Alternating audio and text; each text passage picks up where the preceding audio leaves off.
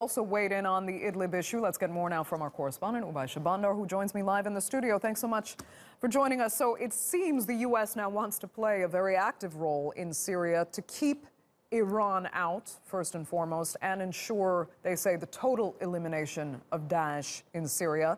What kind of cooperation will U.S. troops receive on the ground? Well, Andrea, an interesting new development as just 5 months ago, President Trump said that he wanted U.S. forces out of Syria by the end of the year. But now we have a senior administration official, the envoy for Syria, Ambassador James Jeffrey, saying that essentially U.S. forces are going to remain indefinitely based on seemingly open-ended objectives. He called it a more active approach. Of course, Ambassador Jeffrey was just in Ankara meeting with senior Turkish officials discussing the way forward on Syria. Now, there are two conditions here that the Americans have set out. One, the enduring defeat of Daesh and the withdrawal of Iranian forces, which are heavily embedded throughout Syria, supporting the Assad regime.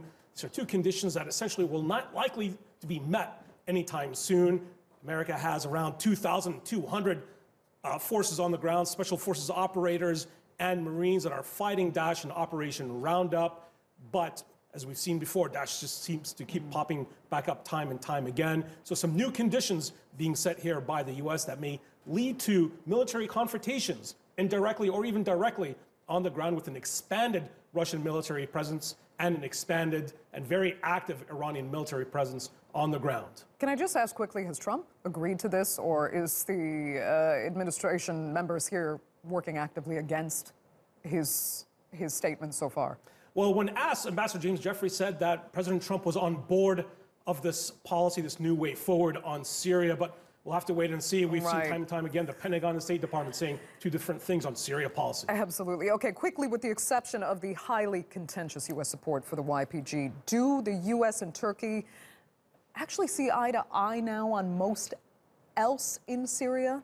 Well, we saw a brief thaw as both the U.S. and Turkey are cooperating in Manbij, these joint patrols in northern Syria and Aleppo province. So we've seen some positive progress on that front, but yet at the same time, the U.S. is still supporting the YPG, which is, of course, the Syrian offshoot of the PKK terror group. So still some major contentious issues that have to be solved between Ankara and Washington when it comes to Syria. Okay, Oubai, we'll leave it there for now. Thanks so much for that. Now, the Brazilian